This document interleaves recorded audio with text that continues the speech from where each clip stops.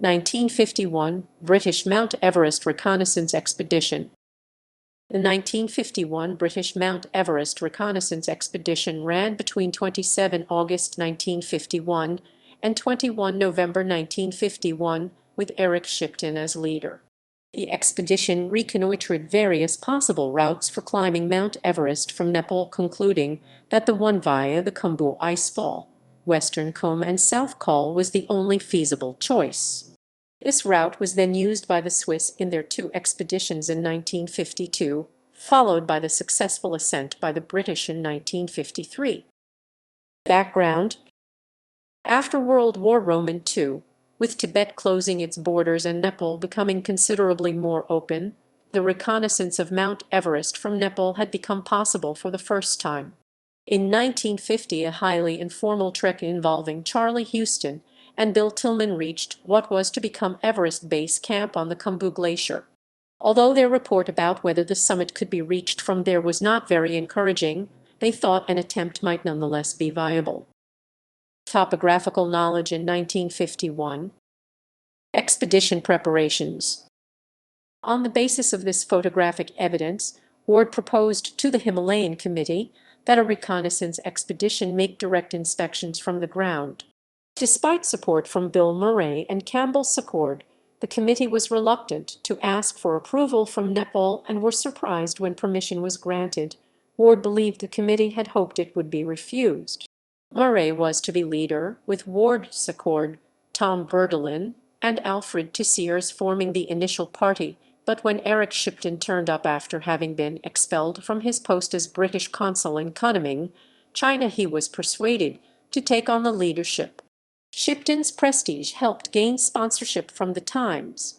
Shipton himself, discouraged by Tillman's discoveries, was not hopeful of finding a route. He rated the chances as 30-1, but he was very keen to visit Khumbu, the home of his pre-war Sherpa friends.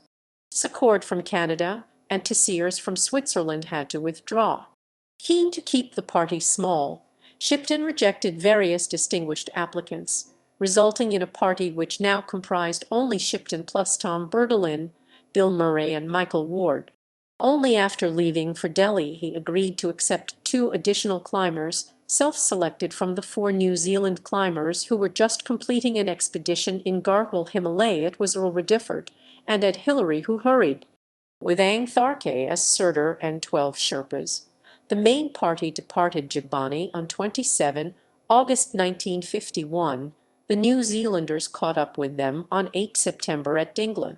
Hillary was nervous about meeting Shipton, the most famous living Himalayan mountaineer, and was worried his own colonial upbringing might not be up to the standards expected by the English.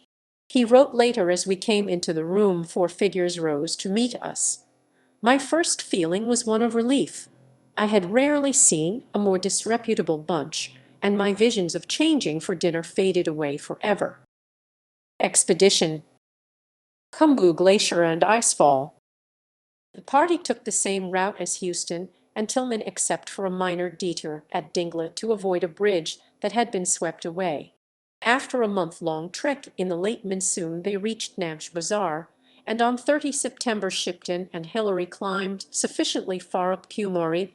The Khum sloped to a height of about 23,000 feet 7,000 m, which was 2,000 feet 610 m higher than expected, so that a climb up the Lhotse Glacier to about 25,000 feet 7,600 m would lead to a traverse to the South Kernel.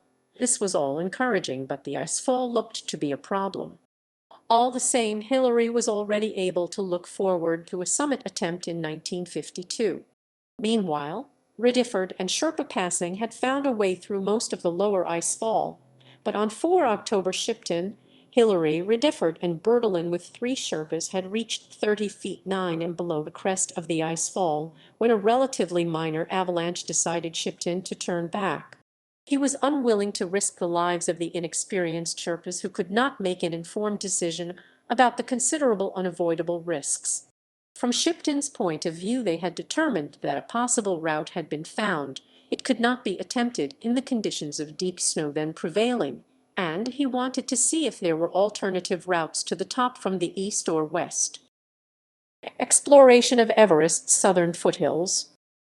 Ward, Bertolin, Rediford, and Murray started a 3-week trek by heading west from the Khumbu Valley, trying to find the Chola Kola. At the head of this valley, they had been told wrongly that there was a pass into Tibet, presumably to the West Rongbuk Glacier.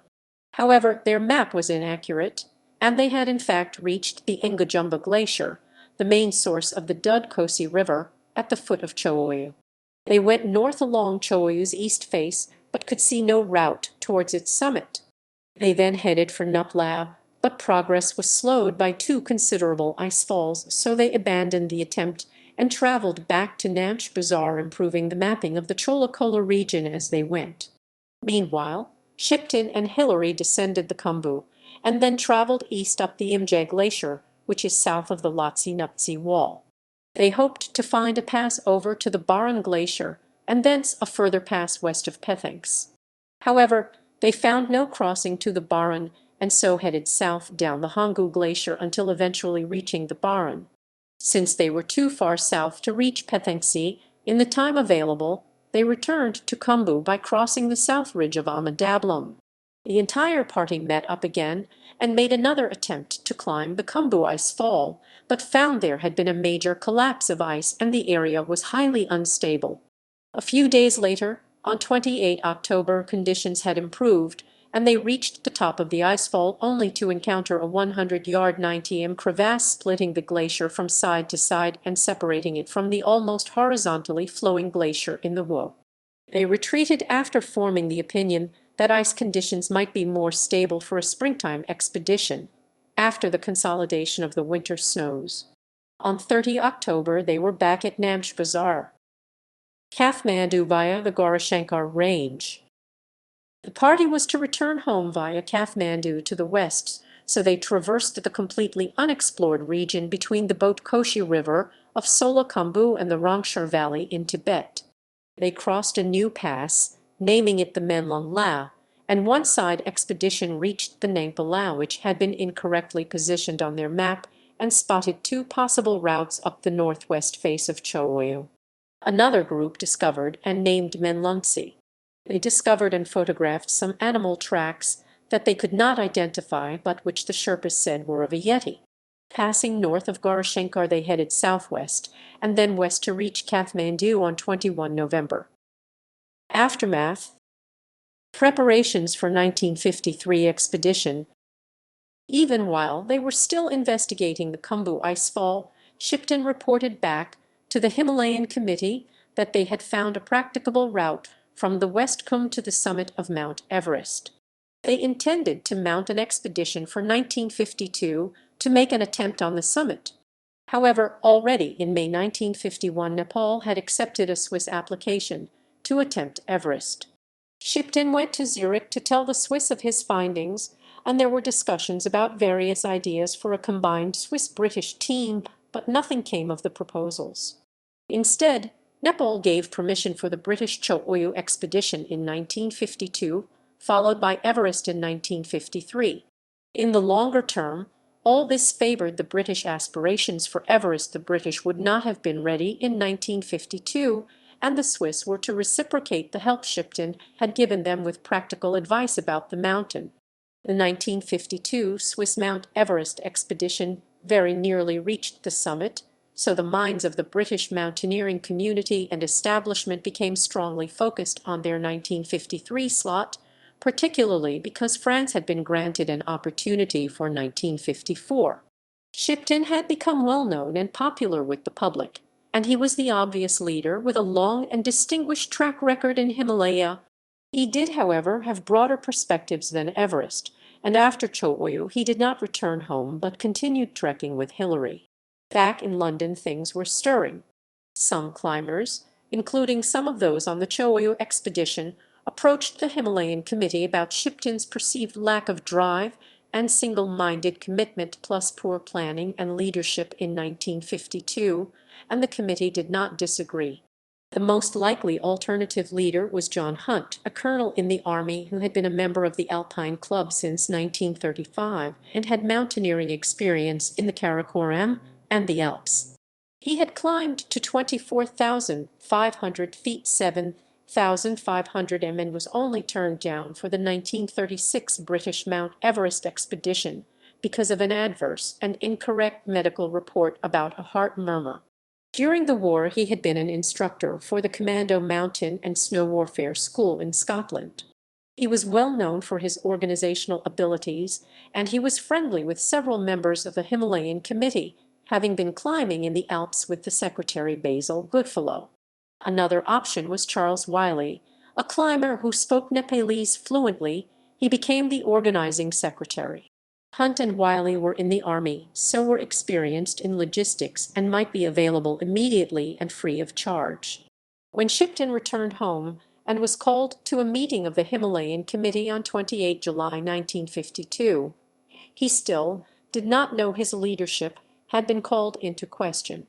His main opponents were not present, and no one liked to tell him what had been happening. Shipton, indeed, expressed his own doubts about his leadership. He preferred small, exploratory, trekking-style expeditions and disliked a competitive element. Nonetheless, the committee said he was their choice as leader and supported his proposal for Charles Evans to be co-leader. Behind the scenes, Hunt was offered the co-leadership, and when the two men met and discovered they had been told different stories, they were both dismayed. Hunt thought his chance at Everest had gone. At the next meeting of the committee, it was Shipton's allies who were not there, and Shipton was asked to leave the room while the leadership was discussed. When he returned, he was told his involvement could only be as co-leader, and even that would have to be surrendered once base camp had been reached. He was told a man of dynamic personality, drive, and enthusiasm was required. The committee went on to send a telegram to Hunt appointing him as leader without waiting for Shipton to reply. Shipton decided he would not take part in the expedition. There was an outcry amongst active mountaineers. Verdelin resigned his appointment to the 1953 expedition, but was persuaded by Shipton to reconsider. Hillary sent a telegram: "Consider change most unwise. New Zealand climbers owe you considerable debt of gratitude," although he privately criticized Shipton's leadership in his diary. Murray, however, whilst deploring the committee's methods, privately thought Hunt would be the better leader. Hunt returned to London in October and started with the preparations for the 1953 British Mount Everest expedition.